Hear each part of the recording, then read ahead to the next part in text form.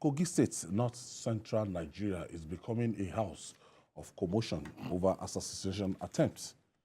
In the run to the state governorship election on the 14th of November, Governor Yahaya Bello has denied claims of an assassination attempt on his life, as reported in some quarters on Sunday.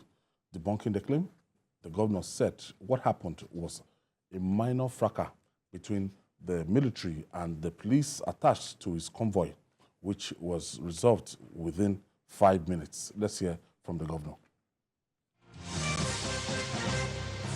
Thereafter, I began to hear in the social media about assassination attempt.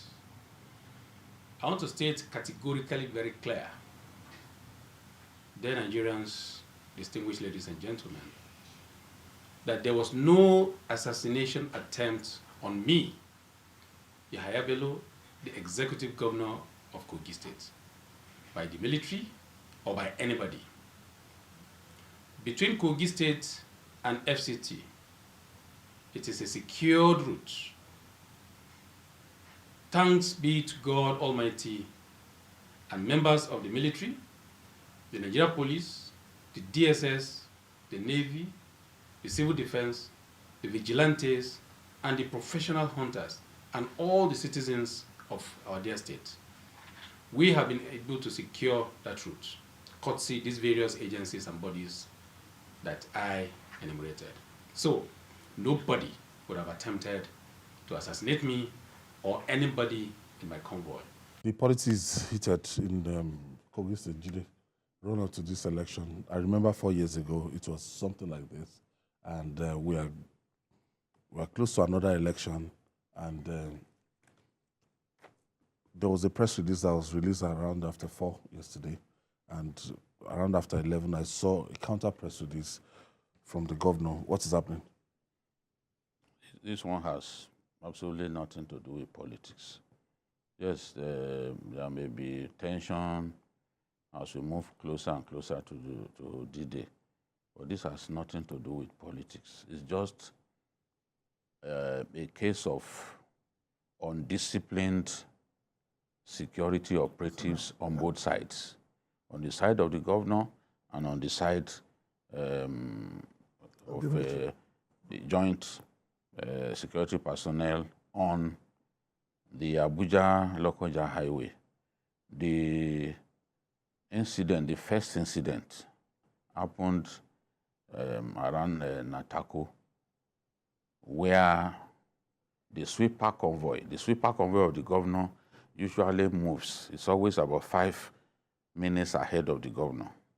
When he got to the checkpoint, there's a bad portion of the road.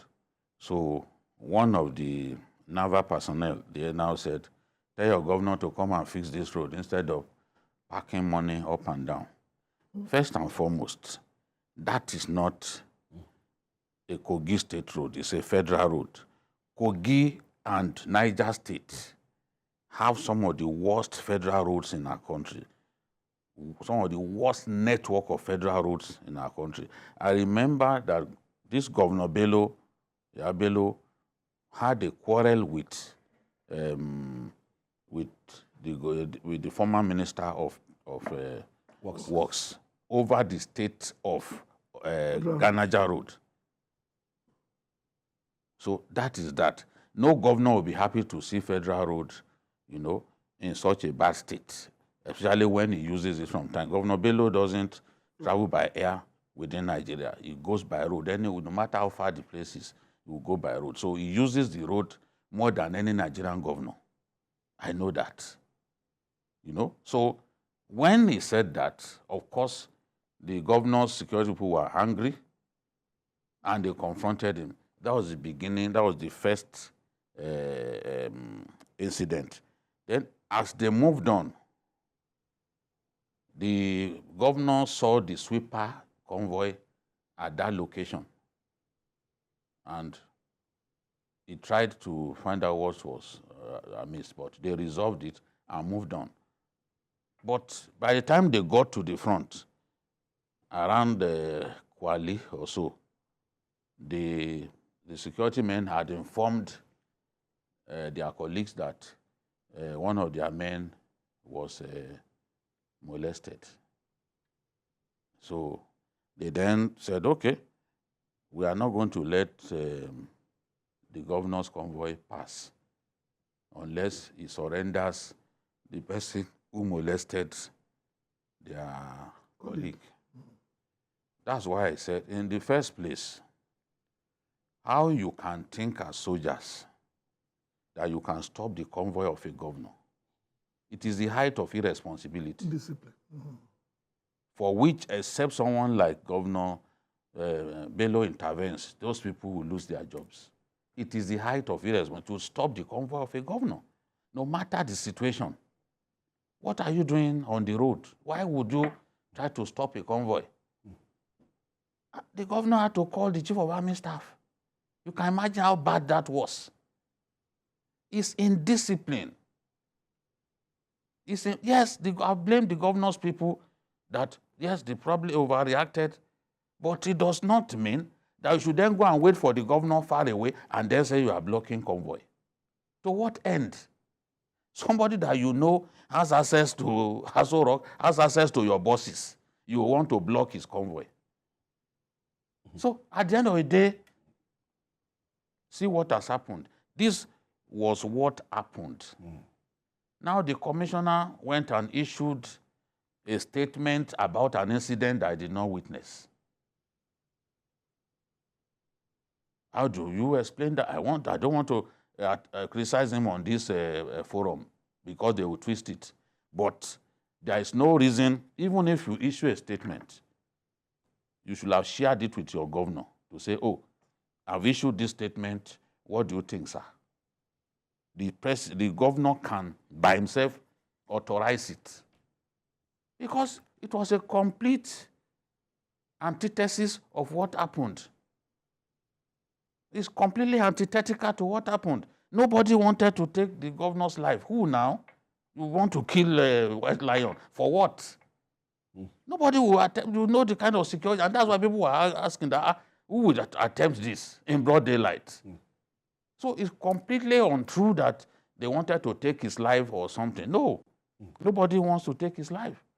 Nobody wanted to take his life. It's just that press statement that wrong-footed our people, misled our people. Today, the matter is being resolved. If the governor is magnanimous, he will step in and plead on behalf of those soldiers because their conduct, I don't know how they can defend their conduct before their bosses to stop, because they caused what happened. You shouldn't have stopped this convoy. The governor had to come down to say, gentlemen, what's going on? And then when he saw that, okay, this is what these guys are intent on doing, he then called the chief of army staff, who ordered that they should leave the road. Soldiers are responsible to superior authority. They must demonstrate discipline at all times. And Governor Yahaya Bello, being somebody who has always been interested in security, he enjoys a good relationship with the military and the other armed forces. So this kind of thing, I'm even disappointed that it can happen. But it has happened. I just want to appeal to the governor to step in and ensure that, okay, these guys, they've made a mistake, they should be forgiven. We don't even have enough of them. So people make mistakes. They made mistakes. He should please accept, agree to forgive these guys, because already now they are repentant. At least I can confirm that. Our job is a very difficult job. Yeah. Because in one breath, something is coming from the states, Another from the police. another one coming from the governor. And if you are not editor yesterday, you'd have looked at what is happening. Maybe sometimes it's best to just be a little patient. The problem with us in the media is that we are not patient enough. Everyone wants to get to town, run to town, with something.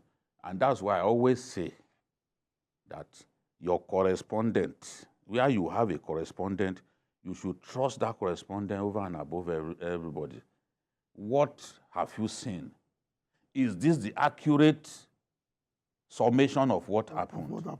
If your own reporter misleads you, he knows that there will be a problem for misleading you. But when you get misled by outside forces, it is very painful. It is. That's what, for me, all my years as a media manager, that's what I hate to see. For somebody to be out there misleading me, where I have gatekeepers, I have reporters who can help me to ascertain the real truth. I mean, it's not, do you know how many Nigerian publications were misled yesterday? Honestly, in future, when this sort of thing happens again, everybody would think, no, it's not true. It's like the proverbial crying wolf when there is none. You know, on the day the wolves now came, nobody was there. nobody was there to help. But the boy who shouted Because you had misled people in the past. They a will lot of media houses go. Yes.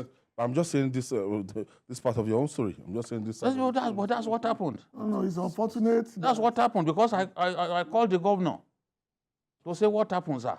Beyond even the Facebook Live that he did, I called him to say, tell me, sir, what happened? It's It's unfortunate, but it goes to show that our gatekeeping skills are tested once in a while, because the commissioner was, in his own judgment, doing his job, but he didn't get clearance, and now he has to bear the consequences. But again, the law of journalism is very clear. When in doubt, leave out.